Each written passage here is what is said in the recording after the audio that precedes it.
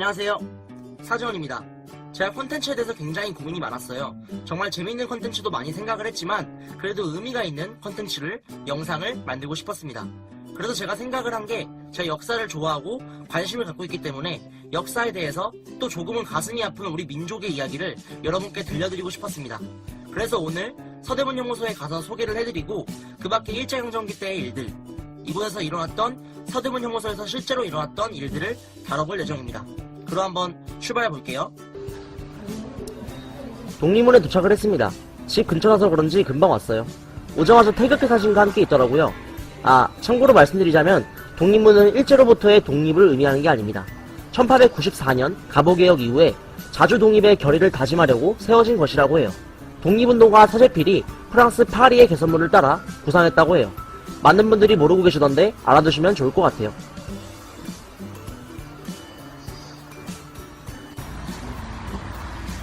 저는 어렸을 때부터 부모님과 함께 여러 박물관을 다니곤 했어요. 서울에 안 가본 박물관이 없을 정도죠. 그리고 역사책도 여러 권 읽었었는데 그로 인해서 자연스럽게 역사에 대해서 관심이 많아졌어요. 또 신기한 게 역사에 대해서 알면 알수록 재밌기도 하지만 정말 슬프기도 했어요. 그래서 이런 컨텐츠를 기획하고 찍게 됐습니다. 이날은 유난히 춥고 눈이 많이 내렸어요. 이제 서대문 연구소가 앞에 보이죠? 일제강점기 때 여러 만세운동과 함께한 태극기들도 보이네요. 이 태극기를 지키기 위해서 정말 많은 사람들이 희생을 했죠.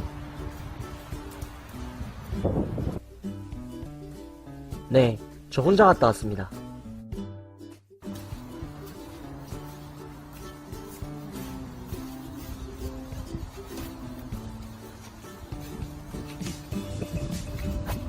서대문 연구소를 들어가서 내부를 쭉 보는데 이 추운 겨울날에 사람들이 정말 많았어요. 그래서 촬영이 살짝 어려웠는데 반대로 정말 보기가 좋았어요. 가족끼리 와서 엄마가 아이한테 설명을 해주기도 하고 또 연인끼리 와서 함께 민족의 아픔을 공유하고 또 친구끼리도 오고 심지어 일본인도 봤어요. 또 놀라웠던 건 한국인 친구가 외국인 친구에게 외국어로 막 이렇게 설명을 해주더라고요. 정말 감명을 많이 받았습니다. 서대문 연구소는 경성감옥이란 이름으로 개소되었는데 당시의 최대 규모의 근대식 감옥으로 국권을 회복하고자 맞서 싸운 한국민을 저지하고 탄압하기 위해 만들어졌습니다. 일제강점기에는 한국민에 대한 억압과 처벌의 장소로 이용되어 수많은 독립운동가들이 수감, 순국하였으며 광복 이후에는 독재 정권에 의해 많은 민주화 운동가들이 수감되어 고난을 치렀던 곳입니다.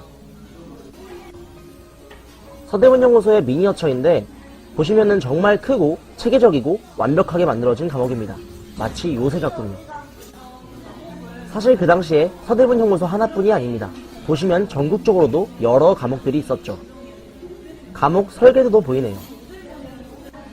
또 그 당시에 우리 민족은 의병전쟁과 계몽운동을 전개하여 일제의 침략을 저지하였고 1910년 강제병합으로 나라를 잃은 후에도 좌절하지 않고 독립운동을 펼쳤습니다. 의병장 이강년, 허위, 이인영, 이은찬, 그 밖에도 많은 의병분들이 이곳 서대문 연구소에서 순국하였습니다. 정말 자랑스러운 우리의 영웅이시죠.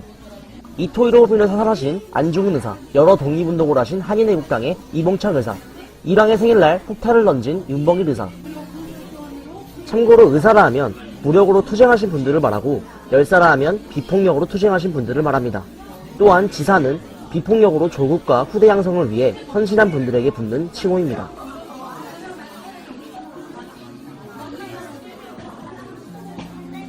자, 의열단은 제가 굉장히 멋있다고 생각하는 단체인데요. 의열단은 여러분들이 잘 아시는 약상 김원봉 선생님이 만드신 단체로 대부분은 신흥보건학교 출신이에요. 이들은 항상 죽음이 눈앞에 있었기 때문에 항상 오늘이 마지막인 것처럼 스포티한 멋진 양복을 입었고 머리 손질도 하고 또 쾌활함을 유지하기 위해서 오락, 독서, 적용 연습도 했다고 해요. 항상 최고의 컨디션을 유지하도록 한 거죠. 정말 멋있지 않나요? 다음 방으로 가는데 정말 놀라운 광경이 펼쳐졌습니다. 모든 벽면에 독립운동가 분들의 사진이 붙어 있었는데 정말 너무 많아서 벽이 안 보일 정도였습니다. 믿을 수 없을 정도로 어려 보이는 사람도 있었고 정말 우리나라를 위해 희생하시고 헌신하시는 분들이 이렇게나 많다는 걸 체감했습니다. 다음은 고문장소입니다. 이곳은 보면서 정말 끔찍하고 가슴이 아팠어요.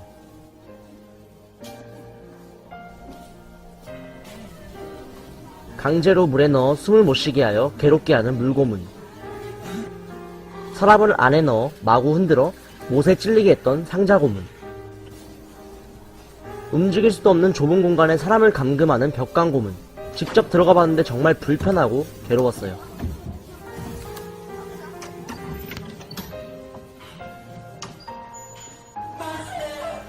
다음은 지하독방입니다.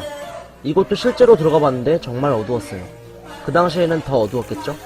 이렇게 어둡고 외롭고 추운 이런 지하독방 안에서도 독립운동가분들은 굴복하지 않고 나라를 위해 싸우셨습니다. 아무도 알아주지도 않는데 말이죠. 그저 나라를 지키겠다는 일념 하나로 싸우신 겁니다. 그저. 나라를 빼앗기고 착취당하고 억압당하는 그런 상황 속에서도 우리 독립운동가분들은 목이 터져라 그저 대한독립 만세를 외친 겁니다. 죽는 그날까지. 그 밖에도 임시 구금실, 치료실 등이 있습니다. 심리적으로도 압박감을 주기 위해서 일부러 고함을 지르거나 폭언을 하고 때리는 행동도 서슴지 않았습니다.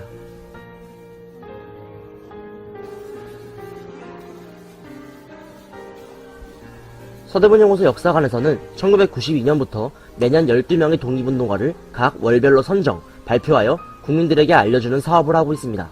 이분들의 공헌을 선양하기 위해 기획전시, 학술 강연, 추모 행사도 개최한다고 하니까 관심 있는 분들은 찾아보시기 바랍니다. 서대문연구소는 원형 부채꼴 모양을 띠는데 18세기 영국의 철학자 제레미 벤담이 구상한 판옵티콘, 그 원형 과목을 실제로 가져온 곳이 이곳이 바로 서대문연구소입니다. 간수의 경우에는 서 있는 상태에서 총 3군데의 복도를 감시할 수 있고 수감자의 경우에는 항상 감시받는다는 느낌을 받게 됩니다. 다음은 공작사인데요. 이 건물은 1923년에 지어진 공장 건물로 수감자들의 강제 노역이 이루어진 현장입니다. 일제는 수감자들의 노동력을 착취하여 식민지배에 필요한 관용 물품을 조달하였습니다. 제2차 세계대전 말기에는 군수용품이 생산되었습니다.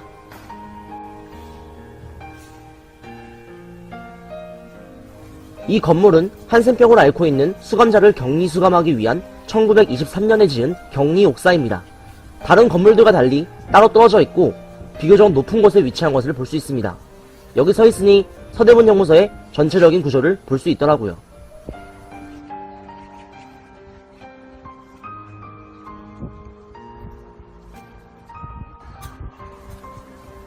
이곳의 전체적인 풍경을 보는데 눈에 띄는 모양의 건물이 있었습니다.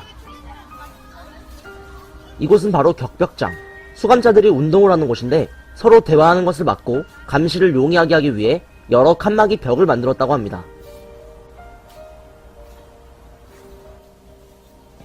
이곳은 사형장입니다. 투옥된 애국지사들이 억울하게 형장의 이슬로 사라져간 장소입니다. 정말 얼마나 많은 분들이 이곳에서 돌아가셨을까요? 이곳은 시구문, 사형 집행 후 시신을 외부로 반출하기 위해 뚫어놓은 통로입니다. 유난히도 눈이 많이 내리고 추웠던 날, 오늘 저는 많은 것을 느꼈습니다.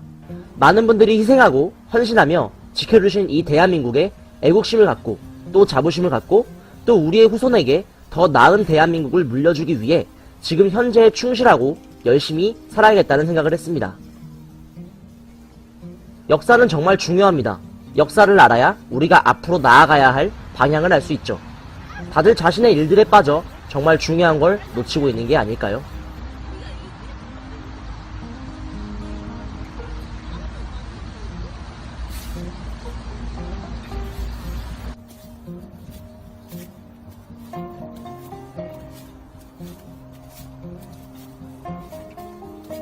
역사란 무엇인가? 라고 저에게 물어본다면 저는 발자취라고 말하고 싶어요.